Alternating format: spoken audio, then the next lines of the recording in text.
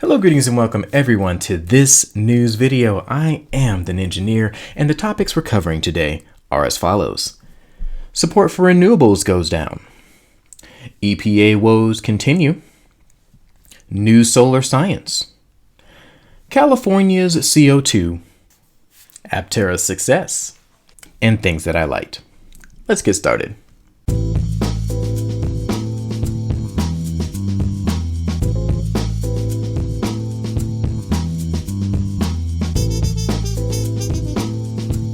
All right, so the first story that we're talking about today is one that gave me a bit of anxiety, honestly, this morning, but it actually comes with a caveat and an opportunity, in my opinion, for those who are spreading the good news of EVs and renewable energy. So let's go ahead and start at the top here. Support for solar energy and offshore wind falls among Democrats and independents, the two most important demographics for that to be good in. And this poll is from the AP NORC.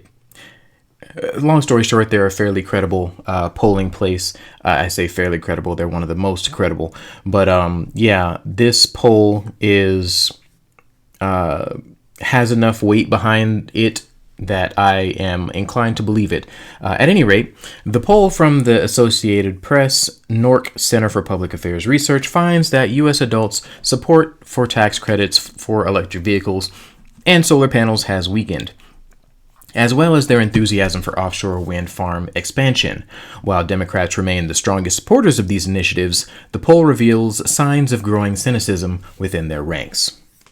All right, so the context that they're giving here for this assertion, about 6 in 10 Democrats, 58% in favor, 58% favor tax credits for purchasing an electric vehicle, down from about 7 in 10 in 2022. Among independents, support declined from 49% in 2022 to 28%. Only 1/4 of Republicans supported this policy in 2022, and that hasn't changed measurably. It goes on to say,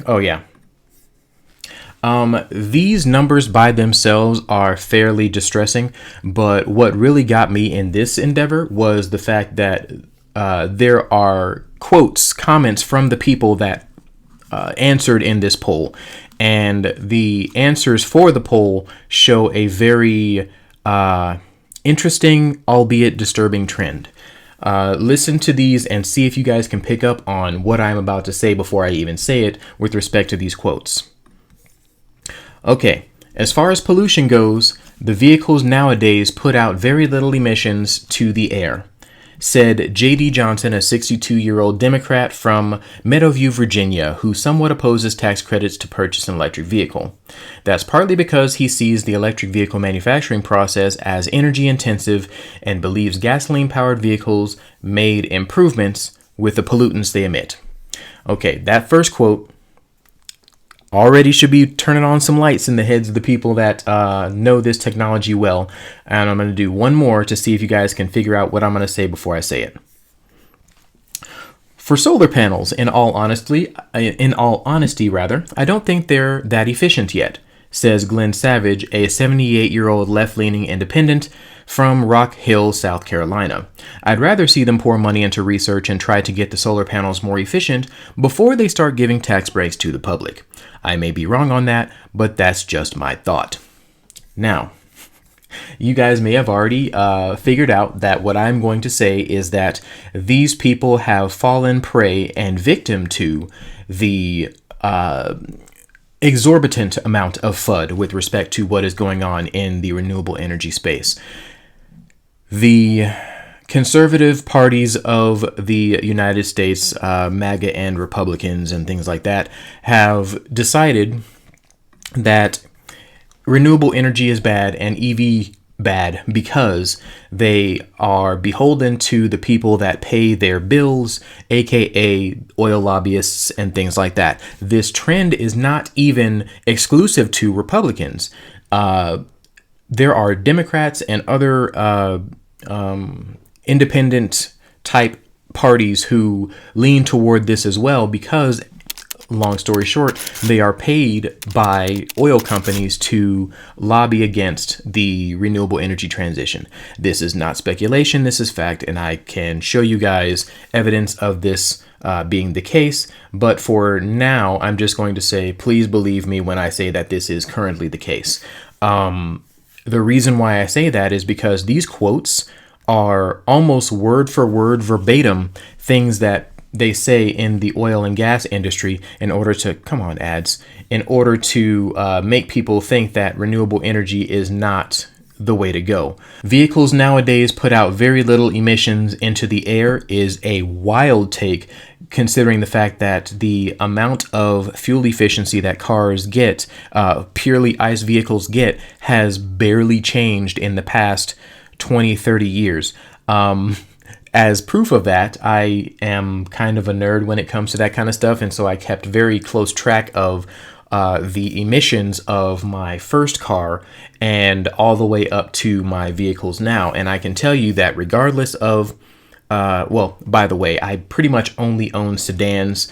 I did not bother with big trucks or SUVs or anything like that. I almost completely always went for a car. I can tell you that those numbers for the efficiency of those vehicles changed maybe 15% maximum from my very first car, a 1989 Honda Prelude Type S, to now, which I have an Acura TLX. The numbers changed in a very minuscule fashion. My first car had an average fuel efficiency between 20 and 35 miles per gallon, depending on how much of a madman that I was on the road. I was quite the madman, so yeah, I drove a lot and I drove really fast, and even hammering the vehicle, I could get 20 to 25 miles per gallon out of it. When I was trying to conserve gas, like when I was 4 days from being paid and my tank was at half, I would make sure to be very kind to the throttle, and I would get somewhere in the neighborhood of 35 to 40, somewhere in that neighborhood. And so, as you can imagine, a 20-year-old vehicle, a now much older vehicle, almost a 40-year-old vehicle, should have a lot worse fuel economy than a vehicle now, wouldn't you think?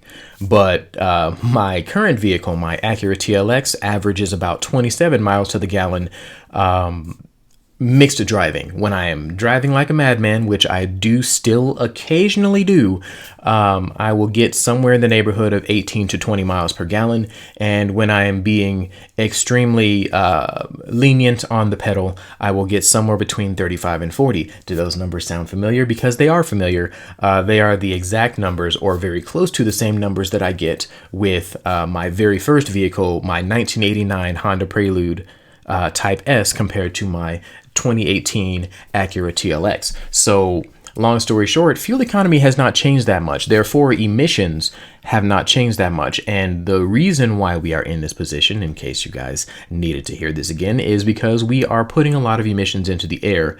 And the amount of emissions, at least from vehicles, has changed only in so much as we have gone to electric vehicles and to hybrid vehicles. Yeah. This gentleman does not seem to know that or understand that, when the data suggests, even my own personal data suggests, that efficiencies have not changed much for ICE vehicles.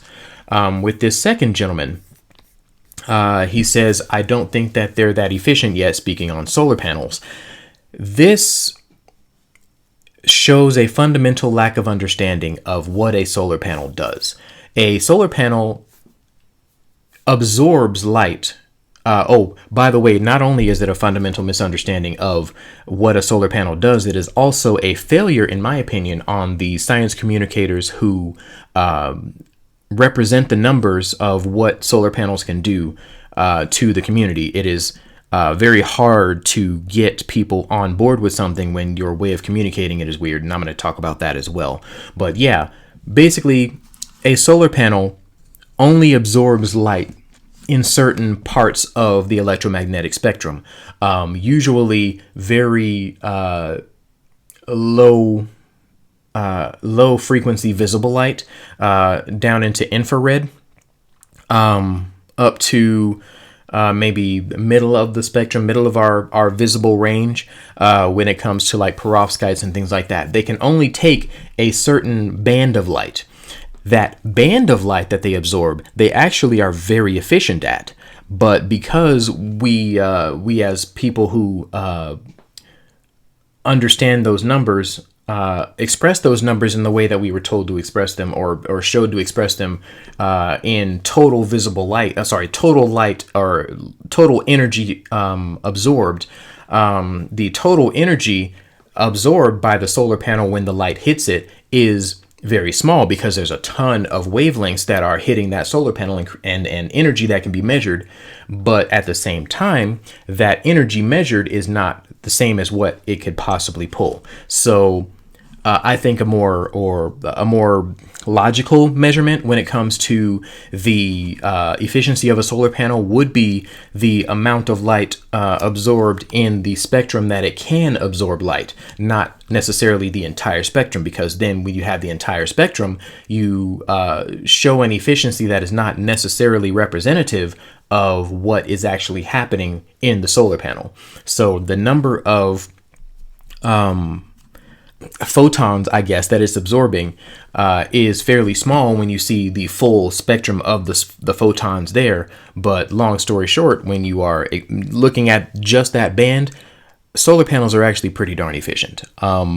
I will probably end up doing a fast math on this, because I want to show how much energy there is with respect to each band of light and how much of that energy is actually absorbed by the solar panel, so I can get you a better idea. But please trust me when I say the light that hits the solar panel, only a very small sliver of it is even, in my opinion, countable when it comes to what could have been absorbed, because the solar panel is not tuned for the entire spectrum. Anyway, I'm going to stop harping on that. But long story short, I think that this decline, let me see if I can just pop back up to the top here. I believe that this decline in people's views when it comes to support of renewable energy and renewable energy credits is the direct result of a successful disinformation campaign by those who are trying to bring this thing to a halt, bring renewable energy to a halt. That presents an opportunity that I'm going to talk about here, that allows for us as communicators of science and truth and all that kind of jazz to actually get a good beat on how to communicate this stuff. We see what is working with respect to the disinformation campaign, and it's essentially whatever they hear the most. These folks, not saying anything bad about them or against them or anything like that. They are probably just regular people that, do regular human things. I know that's the weirdest way possible to put that, but they are just regular people, and they are beholden to the ways of the world as far as currents of information and things like that. They are responding to what they hear the most. And so what we have to do as people who know what's going on and can communicate better information is to do that, communicate that information more often, because I notice the more we sit back and say, oh, this will blow over, the easier it is for those people, those fudsters, to get that information out. This is actually the reason why I do what I do on this channel and talk about the fudsters and what they're saying wrong and what's not true about their videos and what have you, because if I don't do that, then it is just allowing them to have free reign to create the narrative, and that is less than ideal, as you can see based on these polls. All right, the EPA chief, Lee Zeldin, announces plans to delete climate science. Yes, this is as cartoonishly weird and evil as you think. This gentleman is actually putting together a plan to selectively delete information with respect to climate change and other factors that dictate some of what the EV push has been predicated on. He is trying to delete the truths that we as humans are putting a lot of pollution into the air, and that pollution is warming our planet. He is trying to make that stuff go away. Like I said with the previous story here, it is all about information. It is all about making sure that the information gets to the people. What these folks have realized is if the information never gets to the people, they can make up whatever they want. And so that is why it's so important for people that have the knowledge and the answers and the truth and the information to display that information and allow people to digest that information as often as possible, as well as debunking those things that are not true as often as possible. So yeah, just this theme in the video today is more or less about the people that know what is going on. Get out there and communicate it. I am only one voice in the multitude of voices talking about these topics. I would love to say that my voice is, gigantic and weighty, and maybe that will be the case one day. But as of now, I am talking to the folks that have larger platforms than me. Guys, please go out there and continue to be the amazing people that you have been, and start doing, doing information, communicating that information as often as possible. I know there are some of you that are already doing that, and it is amazing that you are doing that. But I see the trends going towards people being more skeptical about the EV revolution, and that is the direct result of the fact that even though we are loud, they are currently louder and more frequent. So yeah, let's get on that, guys, please. Speaking of awesome information, scientists create a high-efficiency solar cell that works best indoors and with low light spaces. I don't know if you guys remember the solar cell that I speak of fairly frequently called the perovskite cell, but the technology itself is very promising for a lot of reasons and has a lot of very pronounced downsides for a lot of reasons. But this strategy, this type of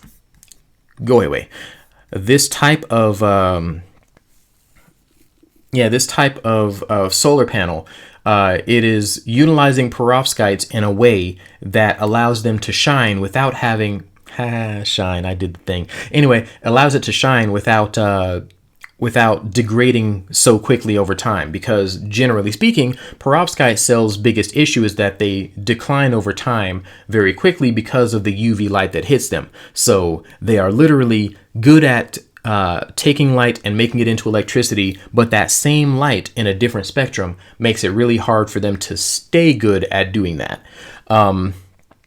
The solution to it, according to these Taiwanese folks that have created this technology, is just bring the solar panels inside. Have it absorb the light from the lamps and the bulbs in your house, or the tube bulbs in your office, and convert that energy, because there's not there is not a lot of ultraviolet light that comes from those things. So yeah, I think this is a really cool idea, and I hope it works out to the way that they are expecting it to. But yeah, long story short, they're trying to bring perovskites indoors to see how that affects their longevity, and hopefully the way that they tune these will be just as efficient, if not more so, than current solar panels. So yeah, just really cool technology coming through, and I hope it goes crazy and makes gangbusters of money so that they can go ahead and keep their lights on and continue this research, because yeah, the paper is very compelling. All right, California could slash 56 million tons of CO2 emissions by using retired EV batteries. This is an article that was put together by a gentleman who I respect a lot as a journalist, but basically he puts together this information based on studies that California's energy commissions and things like that have done in order to verify how much energy they could how much CO2 they could reduce by going for EV batteries. This study was done because California has peaker plants, as do pretty much any state that exists right now, those peaker plants are very energy intensive to start and very CO2 emitting to start and to keep going. What they are proposing here is that they want to put batteries in place of some of those peaker plants in order to test and see whether or not the actual viability of these batteries is enough that they can support the entire grid instead of using peaker plants. So I really hope this works out super well for California so they can do this, because I know that there are other countries in the world who are doing this and have done this successfully. I just hope it catches on here so that we can continue to expand the renewable energy revolution. So Aptera confirmed that they have filled all of their slots for the 1,000 slot investor crowdfunding. It was really cool to watch how very quickly those things filled up after the whole announcement that they were going to close it. It was basically a straight up shot. There are several channels that have talked about that, but I just wanted to highlight that this was so cool to see that there's still enough interest in Aptera that they can get people to put their hard-earned money into this company in hopes that they become something amazing. So yeah, just really cool to see. All right, so the first thing that I liked, you might notice that I am not playing this video because I forgot to ask for permission to play the video. So I'm not going to do that just in case. I will probably put Aging Wheels in the know that I am putting this video out and request that they allow me to use their videos in the future, because I really do appreciate their channel a whole lot. But yeah, this video is basically one of the most thorough and amazing videos that I've ever seen about electric towing, from what affects the towing range to how heavy the trailer is to how wind resistant the trailer is.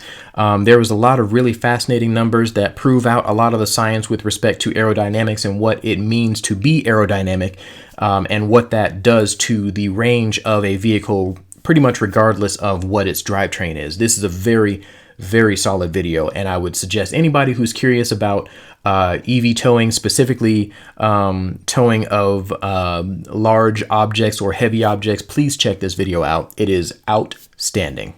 All right, the second thing that I liked this week was an Aptera Owners Club video. This video it was basically the last thing that I saw before I started putting my video together this morning, so I just had to put it in here. But yeah, the Yasa axial flux motor is a topic that I've covered as well on my channel, but this particular video goes into much more detail, much more in depth, and talks about the Yasa, the company itself and who it's owned by. By the way, it's owned by Mercedes-Benz.